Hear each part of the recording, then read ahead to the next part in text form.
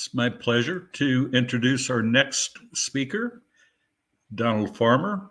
He's principal at Treehive Strategy. Hi, Donald. How are you? I'm great, thanks, Nick. Good, good. So, Donald is a well known thought leader and product visionary within the world of data analytics. He's led initiatives at tech leaders like Microsoft, Click Technologies. Donald now serves as the principal at Treehive Strategy and VP of Innovation and Research at Nobody Studios. In these roles, he advises software vendors, enterprises, and investors on refining their data strategy and advancing their analytics capability. His career has been a unique blend of ventures, including fish farming, archaeology, but the consistent thread has been his skill in leveraging data. Globally, clients from varied industries seek Donald's expertise in innovation and analytics strategy. Beyond consulting, he enriches the field through his writings and keynotes on data analysis and innovation. Donald lives near Seattle with his wife, Allison, an artist, in an experimental woodland home featuring a beautiful and rather famous treehouse. We're going to have to get to the end of that maybe after at the end of the section. Donald, I'm going to turn it over to you. Thanks very much, Dave. Thank you. Yeah, so today I won't be talking necessarily about tree houses and art. You never know, we might get there. But I do want to talk about data integrity and in particular the human element in data integrity. We've heard so much already today about the technical aspects of data integrity. I think it's actually fascinating just how much depth we've been able to go into and the richness so that we've been able to discuss. And almost every speaker has at some point mentioned, and we have to have people trained, we have to have staff, we have to have strategy. And that's the human element. You can implement as much automation, you can implement as much technology as you like, but at some point, the human element is also critical to success. And that's what I want to kind of focus on. So from my point of view, data integrity and the human element is a great topic to kind of wrap up the day with. The data landscape today is actually rather complex, but I want to simplify it by saying what I think is just fundamentally true, which is that all companies are data companies. And what I mean by that is my clients have, ranged from some of the world's largest corporations. I worked at Microsoft, so I got to work with, enormously large corporations. And my clients today include some of the largest corporations in the world. And you would think of them as absolutely data companies with enormous volumes of data. But honestly, my clients also include, fashion incubators in Singapore. I've worked with mom and pop restaurants in the Philippines. I've worked with corner stores, 7-Elevens in Thailand. I've worked with farm cooperatives in Rwanda and South Africa. All of them are also data companies because they generate data in every operational aspect of their business. And that is really important. Every company today is a data company and runs on data. The next step beyond that is that every company that runs on data at some point needs to run on analytics because it's analytics that give you value from the data. Start as a data company. To get value out of data, you now have to be an analytic company. So you transition from just accumulating data to actually using the data in some way. And to use data involves analyzing it and therefore making a decision with it. So success in this world, this data-driven, analytics-driven world, is going to come from having a data-driven strategy. And strategy is fundamentally a human set of decisions about what you're going to do and what you're not going to do. I always say that the definition of strategy is actually knowing what you're not going to do rather than what you're going to do. but it's still a very human process. It's a human decision. You can automate many aspects of your business, but can't automate strategy. That's a set of human decisions about the kind of company that you want to be. So analytics in the world to come, in the future, is absolutely imperative, absolutely critical to our success. And one of the reasons that we invest in analytics, and one of the reasons people like me get so excited about analytics, is, of course, it has this tremendous predictive power. And I mean, of course, predictive analytics, we have that term that we use, meaning the sort of data mining, the pattern recognition, the algorithmic application of applying algorithms to data in order to make predictions about the future. Now, some of the predictions that we make might not seem in themselves to be predictive. So, for example, if I make a recommendation to you, if I go onto an e-commerce site and it recommends a product to you, um, that doesn't feel like a prediction, but of course there is a prediction behind it. It's predicting that you will want that product or that that's the kind of product you will like. And in fact, nearly all the time that we make use of analytics, of course, we're trying to understand the past, but we understand the past in order to do something in the future. So there's this fundamental role of analytics as predictive capability. And that's the real power of it, that it enables us to understand not just what has happened, but therefore what is likely to happen and how we can respond to that. And we can even use analytics to analyze different classes of responses, to simulate responses, and to prepare ourselves for the future in that way. The other thing that we need to do is to actually integrate analytics more and more with the decision making process. Now, I've said, of course, that strategy and tactics are the human element in this, but of course, automation in some ways is coming into business more and more often, and it's coming into our decision making processes. Not all decision-making processes can be automated, but very many can. And it's actually, generally speaking, simpler than you might imagine. I think that's actually very important that it's possible to automate some systems in a relatively simple way.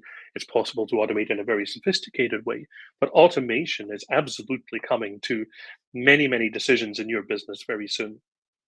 We need to integrate analytics into that process if a decision is going to have any subtlety, any complexity, any predictive power at all.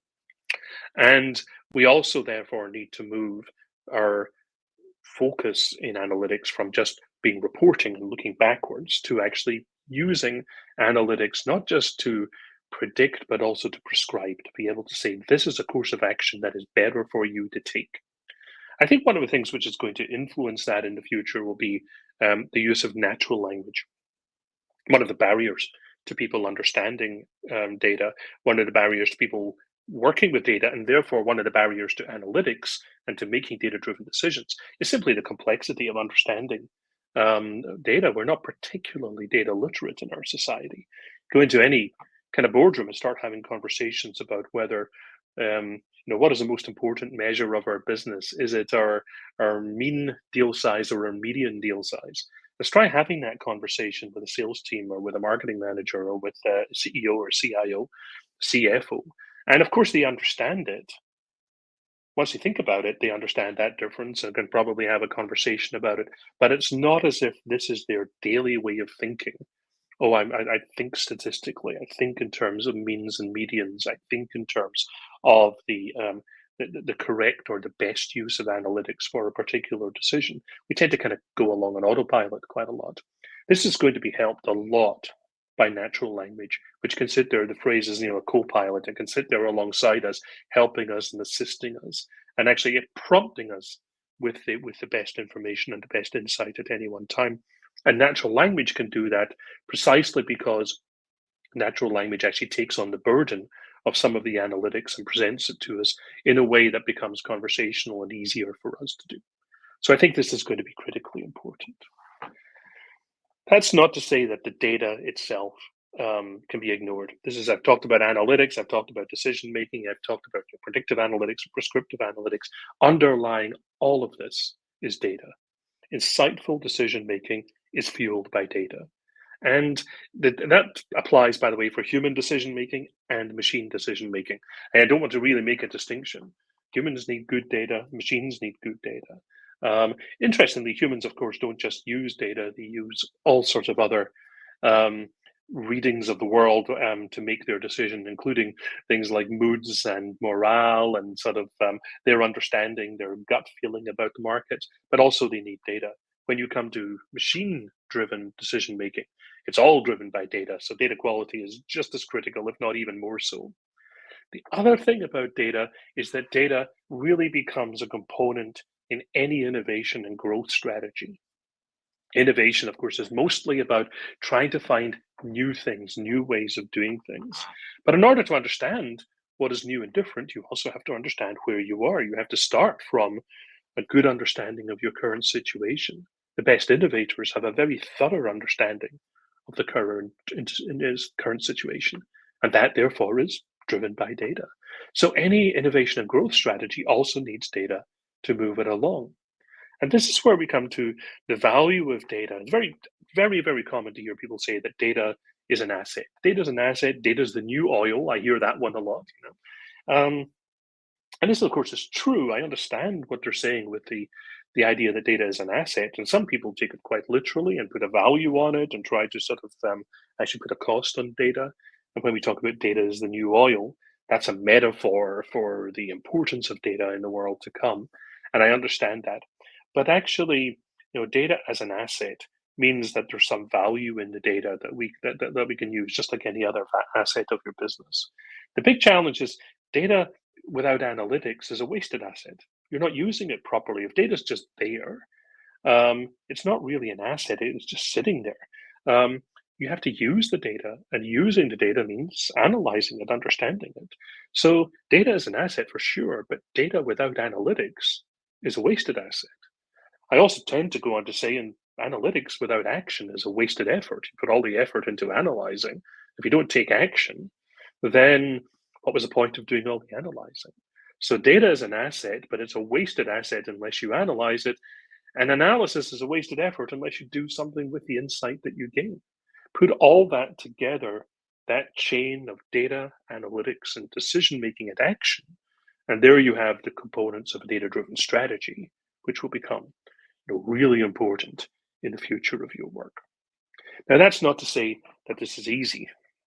And there are technical challenges, and in some ways, I don't need to go into all the technical challenges of this, because we've had a really excellent discussion about this all day, and many people have gone into this in really important explicit detail about some of the challenges that exist and some of the ways in which we can solve it and then start to address these challenges. And it's actually very exciting. When I started in the world of sort of data integration back in the late kind of 1990s, working on data warehouse integration and working with different data integration tools, many of the challenges we face today would have been impossible to fix at the scale and with the performance that was necessary.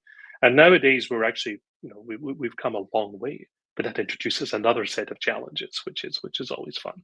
But there are three challenges which I think are actually pretty much consistent. They've been around forever, and I suspect they always will be around, because they are technical challenges, but when you look at them carefully, the causes aren't technical.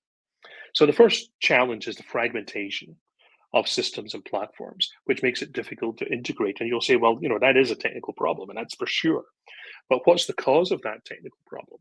Very often, the cause of fragmentation is organizational.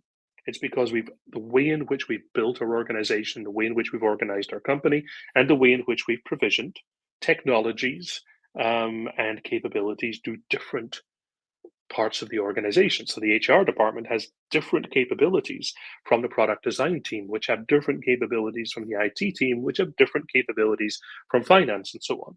And inevitably, even if the underlying technology is the same, we emerge a certain type of fragmentation, a fragmentation of skills, a fragmentation of use cases, and a fragmentation very often of the underlying technologies.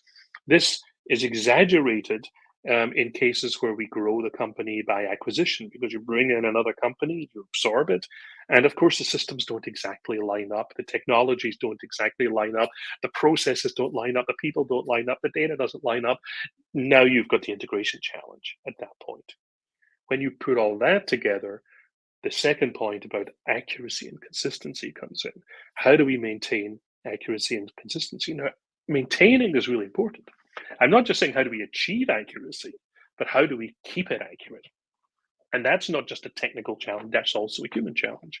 So, I may have somebody's address validated, I have their age validated, have their social security number, and it's all validated. And yet, within a year for sure, the age has now changed. You may well find that their address has changed. They probably haven't changed their social security number, but it does happen. And not only that, social security numbers can be reused by the government. So the idea that social security numbers are unique identifiers is a problem. And then you end up with all these different situations that can change the data, and they're all legitimate, but your data is constantly being invalidated by the messiness of the real world. Just because you've cleaned it once doesn't mean that you've cleaned it forever. So it's not about achieving accuracy. For me, the real technical challenge is maintaining accuracy. And the cause of that is not a technical cause, it's a human cause.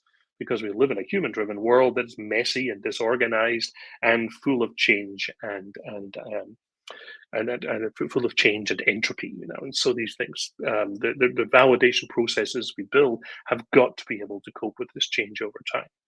And that means that data management is always ongoing. It's a dynamic task. It doesn't consist of single events that are well defined in time. Oh, we do this on a Monday, we do this on a Tuesday, we do this on a Wednesday. You've got to think of it as a continuous, organic, dynamic process of keeping your data at the point of maximum integrity for the decisions that you want to take with it. That's really the critical thing. Is the data good enough for its purpose? Is it fit for purpose? Does it have the data integrity we need for our decision making and our strategizing? And again, the analysis of that problem is fundamentally a human issue, and the causes of the problems are fundamentally human. The technologies are what we use to help us address that. So I hope that that's giving you some sense of why this is important to me. And of course, we get it wrong. Of course we do. We're human. Getting it wrong is also one of the human elements. And we're very well aware today that there are real consequences to getting it wrong.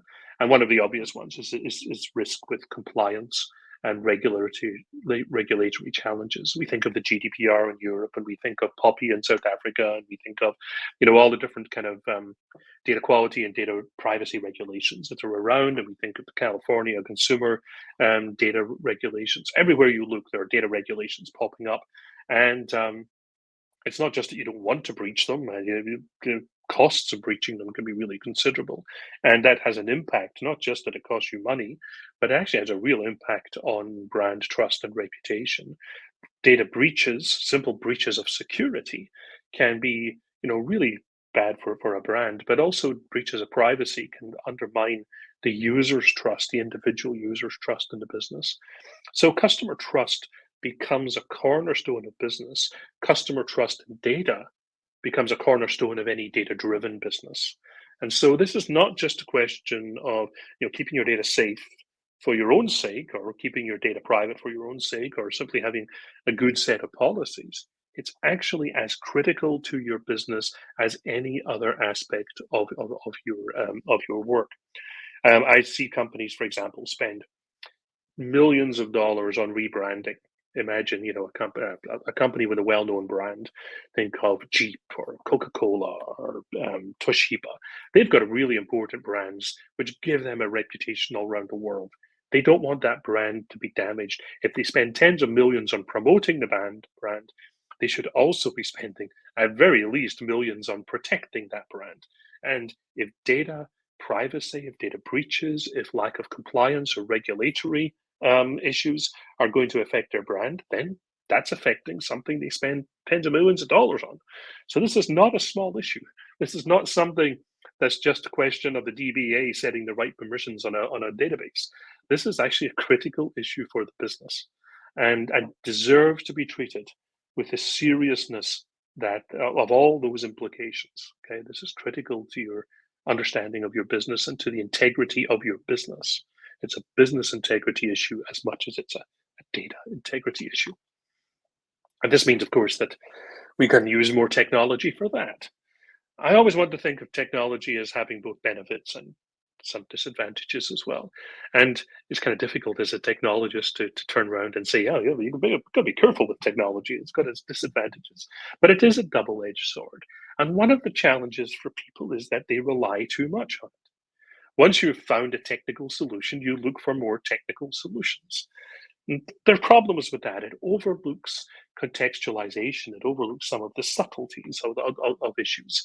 And I mean, a good example of that would be working in an area like healthcare, where there is data that can be shared, for example, between healthcare providers. There's data which is necessary for insurance, and there's data which is really private to the patient, and which they really would not want to be shared, which may be about their personal situation, and it may not be entirely relevant to the insurance company, and therefore something that the doctor may want to keep private.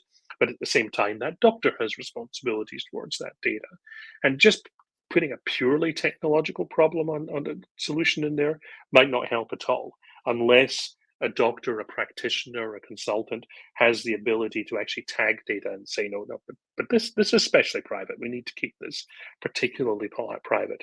So it's not as if automation and straightforward, easily defined policies are going to solve every problem. We need to include a human element of critical oversight in order to make sure that these processes are actually working properly. And there's a danger, I think, in business in general, and I see this with the AI developments, that human intuition and human expertise actually could potentially be devalued, and we put too much emphasis on purely technical solutions. I'm a great believer in the ability of human beings to understand each other, to have empathy, to have compassion, but in particular to have empathy and understanding of the motivations of people. And a lot of what we do in business it is actually about meeting people's motivations. In order to be successful in business, you have to understand what they want. To understand what they want, you have to have empathy for their situation and their needs and their desires. And that's a very human thing.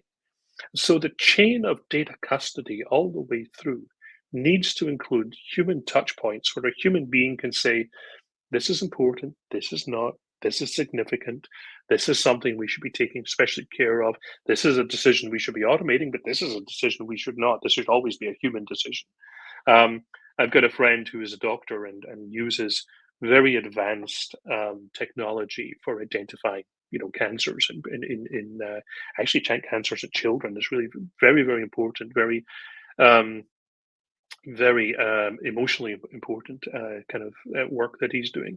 But one of the things that he often says is that he 100% trusts, or 99% trusts the artificial intelligence and the analytics in order to come up with a diagnosis. But you'd never want to tell a parent or a child the results of the diagnosis with a machine. That's a human thing that has to be done. And so, yeah, sure, you can use the technology for an analytic purpose, but the interface, if you like, the experience has to be a human experience. So, one of my friends, a great thinker about data, a great thinker about analytics, Scott Davis, said this. He said that the human element in data comes down to this, that people don't trust data. They only trust other people. And gosh, think what that means. That seems a strange thing. People don't trust data. They only trust other people. But do you trust the numbers that come out of your finance department? Do you trust the numbers about the latest marketing campaign? If you do, what you're really saying is, I trust my finance department. I trust my marketing team. I trust my IT team that they have done the right work in order to calculate this properly, in order to source the data properly, in order to integrate the data properly. In other words, the trust isn't in the data. It's actually in the people who delivered the data to you. It's in the data, the people who collected the data, the people who prepared the data, the people who analyzed the data, and the people who presented the analysis.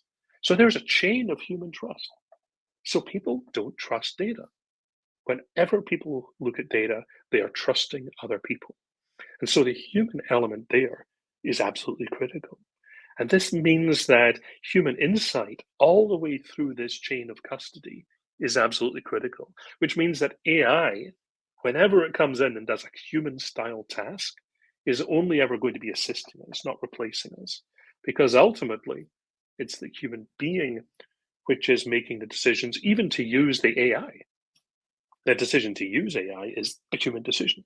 So ultimately, you roll up to these sort of decisions, which I think of as being not just operational, but tactical and strategic. The human element becomes important in that. And ultimately, it's a human decision. And therefore, the human oversight in the process becomes important because it's humans who have a sense of ethics. It's humans who have a sense of what's important, of what actually matters. And machines aren't ethical. Machines just execute whatever they're told to execute. With, in a sense, they execute without bias. They execute without prejudice, but they execute completely anonymously and completely without feeling.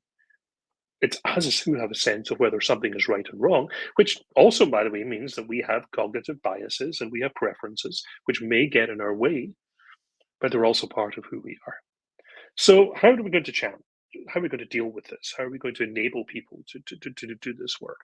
One of the things that's really critical is to enable data literacy in your workforce.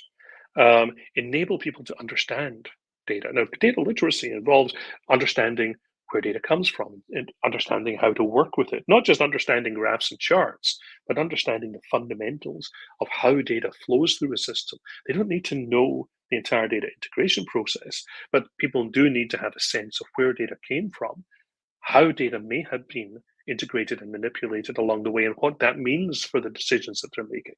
When they make a decision on a number, such as the latest quarterly sales, really important for a salesperson to know whether that includes all the most recent data, or is it only data up to date? May there be sales that are still coming in? And does it include data which has been integrated from different systems and from different regions?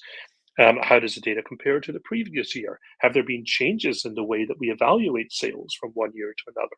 Does this include sales which haven't been invoiced yet? Does it include sales where the invoices haven't been paid yet? Does it include sales right up to the point where the goods could be returned and therefore the sale may actually be cancelled? They have to understand all those things. And that is fundamentally a question of data literacy. It's an understanding of data, not just understanding the chart or being able to read the graph. That's a surface form of data literacy, but actually being able to understand what this data means, where it comes from, what the implications of that. And that includes a deep level of human trust in the process that delivered that data. So what can we do about this? This slide has been a bit squashed. I'm sorry, I didn't notice that. I think it's the reformatting as it went up onto in the upload. I'll make sure that any copy that you can download is cleaned up from this. But there are 4 frameworks, if you like, 4 strategic frameworks that I think we need to have. The first is we need a data governance framework. We've spoken about that a lot today. We need an ethics framework for understanding how we're going to manage data ethically. We need a human-centered design framework for how we're going to enable human beings to take best advantage of this data, whether it is using the data directly or through an application or through reports, through business intelligence, whatever. And then we need a collaborative function.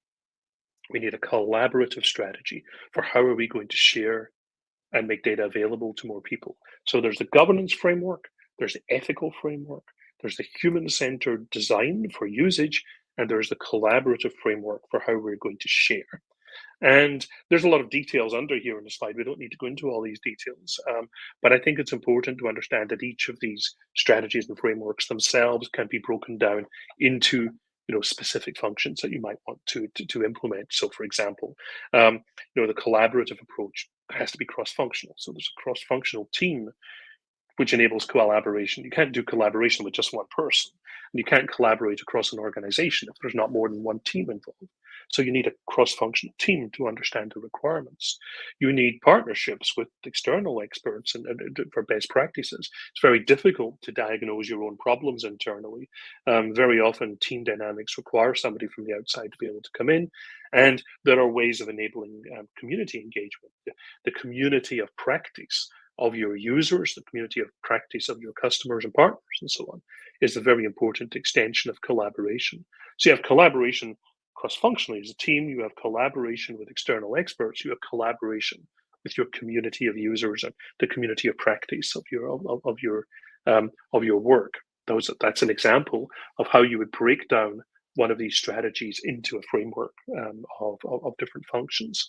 Similarly, with ethical data management, as a strategy, it breaks down into frameworks such as, well, you need ethical guidelines for data use so that people people can use their gut feel of what's ethical, but actually sometimes that's difficult to know, especially when it comes down to using, say, personal identifiable information. You also need an ethical review board because actually ethics is something which changes over time. Ethics changes. Frankly, the understanding of ethics may change from different one legislation to another, from one regulatory sphere to another, from one country to another, from one vertical to another. And then, having identified that you have an ethical framework, you have an ethical review board, you actually need processes. You need to train people and you need to have ways of evaluating whether people are performing ethically. So that becomes part of it. So how can we do this? I've set out, of course, the fundamentals of the human element as I see it in data management. I think there are three things we can do in particular. One of the most useful is continuous education on data best practices, and continuous because, first of all, there will always be new people joining your organization. There will always be churn. So this is a continuous process of keeping everybody up to date. But as I've said, data changes over time, use cases change over time, legislation changes over time. So this is never a process that stands still. Would that it were, but it isn't. And so workshops and training in order to enable that continuous education, brown bags, best practices sessions, that sort of thing. You do need a robust structure, a data governance structure. So that can involve a formal governance team, which could include everyone from IT to legal being involved in that team to ensure that you actually have a framework that is robust, that meets requirements, both legal requirements, external requirements, and internal requirements. And the third thing is this promotion of transparency and accountability. You need to be able to have these conversations. You need people to be able to share their best practices and to be aware of what's going on. And there's nothing, they often say that sunlight is the best disinfectant. If you want to fix those things, we need to have transparency, accountability as part of that process. Really, really important to be able to do that. And that comes back to this question of ethics that, transparency and accountability are ethical issues. So you need to be able to think about ethics. And let me just kind of break this down briefly. Ethics could be an entire conversation. I've been to conferences, entire conferences, never mind tracks, where we talked about ethics of data management for days at a time. So this is a big subject. But for now, let's think of it in this way. First of all, within your organization, you need to have a definition of the ethical use of data, which covers areas like privacy, covers areas like the consent, how do people give consent for their data to be used, and the rights that people have over their own data. For example, the right to have their data deleted, the right to have their data corrected if you think it may be wrong. Consent is absolutely critical. It's critical to most of the legislation around data. And one of the reasons that consent is so important is because you can consent to your data being used in different ways. I may consent, of course, for you to use my data in order to store my information. So next time I come on your website, you've got my cookies and you've got my account information, but I might not give you my consent in order for you to market to me using that data. And I might not give you my consent for my data to be used in order to design new products. Or I might say, no, I'm fine with you storing my data. I'm fine with you using it for design, but don't use it to sell to me. Don't use it to market to me. You can use my data to design processes, but not to come back to me because I don't want to be bothered with your spam. So that's my consent. I can give different consent. It's the same data, but my consent is different. So you need to have policies for privacy, but policies for consent as part of that. And then you have this intersection of strategy and ethics. And of course, what I mean by that is your ethics must support your strategy, and your strategy must be ethical. You can't have a strategy for your business, at least you shouldn't have a strategy for your business that actually involves the unethical use of data. Our strategy is to take everyone's data and sell it to people without telling them. It might be a money spinner, but it's not an ethical strategy. So don't do that. So you need to understand how strategy and ethics work together to enable your business to be an ethical business. And then you've got to watch for dilemmas. And dilemmas occur all the time in data management, and it can be quite difficult. What if you actually notice through data analysis that there are people who are now outliers? They seem to be spending far more than other people.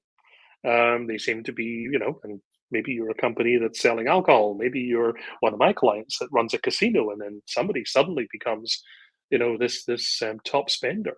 What do you do about that? You notice it, you recognize it, it stands out in all the charts. Can you do anything about that? Do you market to them? Do you now think they're one of your best customers and you try and sell them even more? That's an ethical dilemma. And it's an ethical dilemma that comes up in the data. What do you do about this? Do you now go in and examine their data and see if this is actually correct? Is that something that is even ethical to do, to have somebody go into somebody else's data set, try and understand if they've got a gambling problem? By the way, absolutely, in some legislations, you would not only be allowed to do that, you'd be required to do that. But it's one of these things that comes up. That's complex. It's not as if there is a straightforward, easy answer to it. So I want to build an ethical data culture. And to do that, you need a culture that emphasizes data integrity in its most fundamental sense, that data is valued, that data is secure, that data is consistent, that data has properly considered in all its aspects by the business, but is also used ethically. And you can lead by example in that. Frankly, one of the ways you can encourage is this by having recognition and rewards for ethical data practices.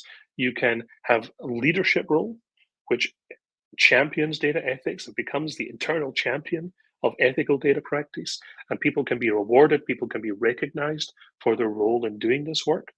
That's what gets valued. That's what shows that the company actually values and encourages that. Very, very important to be able to do that. So as we kind of close up, and we'll have a Q&A, and I hope we have a good Q&A, I do want to emphasize a couple of things. First of all, data integrity isn't a simple issue. So there's always a balance to be drawn. There's always a balance between the operational value of data, the strategic value of data, the privacy of data, the ability to use data to its best advantage. And so you're always got to find some balance between that. The very conscious adoption of ethical practices. Don't just assume. I don't think you can assume that just because you're good people with good intentions, that you're going to get all the ethical use cases right. You have to be thoughtful about it and precise and targeted about it to make sure that your data practices actually are ethical. And you need to recognize how strategically important human beings are in all of this. Yes, get excited about AI. Yes, get excited about automation. Absolutely, yes, use them to the benefit of your business and the benefit of your customers.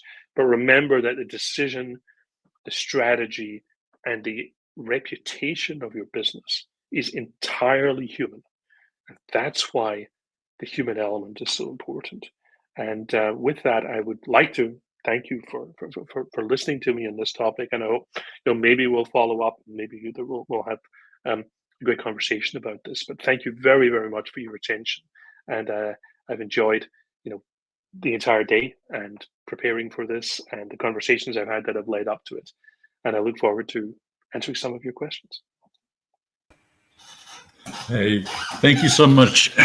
Very interesting insights on some things. I was thinking about the ethical question about the data usage, and too often I think we think about the unethical. But if you're thinking about the ethical use of some of this data, you may know some stuff that ethically you should react on and do something about. It's a matter of whether you can do that or not in many cases. But I thought that was insightful. You talked a lot about strategy as well. I have a favorite saying that is, hope is not a strategy. Right. And too often we think hope is a strategy. So I liked a lot of what you talked about. I jotted down a couple of questions, and one is too often the predictive analytics is a black box, right? And is that somewhat of a limiting factor to adoption? And maybe the follow-on to that is how do you overcome that in order to get better adoption? Well, maybe the right answer is that it should be a limiting factor to adoption. If you don't Yeah. understand it, don't use it. But I say that only half joking because, of course, the use of some predictive analytics, and especially as we get into the world of AI, inevitably we don't understand necessarily how things are done. But I think there's three ways of improving our understanding, and the number one way is to test, test, test. Just you can't use predictive analytics without also building in a rigorous program of testing and review to make sure that, in fact, the predictions are good, that the predictions are tested, that the predictions are valuable and useful. So testing is an absolutely critical one. The second thing, of course, is in order to document the process well and have the teams who are developing the predictive analytics do the best work they can. And then the third part is improving our data literacy so that we even the users. I often say that you don't use a prediction unless you can explain it to someone. That doesn't mean you need to be able to explain the algorithm, but you do need to explain the business context of the prediction. Yeah, and corollary to that too is sometimes the quality of the data that you're feeding machine learning algorithms, when that falls off, you get bad predictions as well. And so, Oh, absolutely, yeah. what are your thoughts about that? Yeah, this algorithmic drift over time Yeah, is a real problem. It happens in two ways. It happens, of course, because the data changes, and the data may change because one of the ironies is if you use predictive analytics in order to do sales, and it's successful, you now have more customers who inevitably are attracted by the results of the predictive analytics, which then changes what the prediction should be. And so, right, right. Even successful predictive analytics, maybe even particularly successful predictive analytics, need to be continually retrained in order to keep up to date. And so, and of course, other things that you have no control over, like the economy changes, and therefore people's spend goes up or spend goes down, or competitors appear in the market, and therefore the algorithm needs to change, that sort of thing. So you just need a continuous process of training, but that also involves a continuous process of review as well. Yeah, and adapting your models. Yeah, absolutely. Yeah, yeah. I had one other question. Let me take this one off.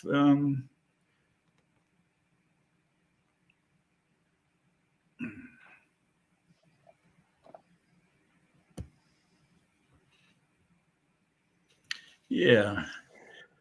In your experience, can you convey any of the horror stories caused by poor data quality of data contributing to poor decisions, and what was the impact? Oh my goodness. How about three pallet loads of plywood being sent to Portland, Oregon, rather than Portland, Maine? Um, at enormous minor cost. minor difference, right? Yeah, a minor difference. Yeah, exactly. Or the number of people. I was recently in Austria, and actually quite common. They have it's famously they have a poster at the airport saying "This is not Australia." People who have booked a holiday in Austria by mistake, rather than going to Australia. Um, so but actually, the Portland, Maine, Portland, Oregon example was a great example of missing data that was completed by an algorithm that simply didn't understand what it could potentially get wrong. It simply took the most common result, predicted that that's where it should be. So most of our business is done in Portland, Oregon. So we predict that this is Portland, Oregon, and not actually taking consideration at all of the huge difference between the two. So therefore we're 90% certain as Portland, Oregon. Therefore, that's the value we put in the box, despite the fact that that's now something which has thousands of dollars of consequence. Right. So there should have been a sort of review in there. That sort of thing happens a lot of predictive analytics. I've also seen bad data leading to somebody who was their date of birth was incorrect in a form, and therefore turned out to be that their medication was being wrongly calculated by Mhm. a hospital board, by a hospital system. So that was could have been very, very serious. And that's an area where human review was important because the nurse took one look at it and said, "No way, I'm giving them that dose." That's also important. So yeah, some of these horror stories are actually could have been really horrific. And Yeah, very small mistakes, by the way, very small. very small mistakes sometimes. And it's like the lunar, or not the lunar, but the mission to Mars, where the engineers used, one set of Yes. engineers used metrics, the other used inches, and it I was only off remember that. by 1,000 miles or thousands of miles and millions of Yeah, dollars. Hey, I thank you so great. much, and we appreciate you attending. I'm looking forward to my invitation to have dinner at your treehouse. And Absolutely. yeah, so very insightful things. So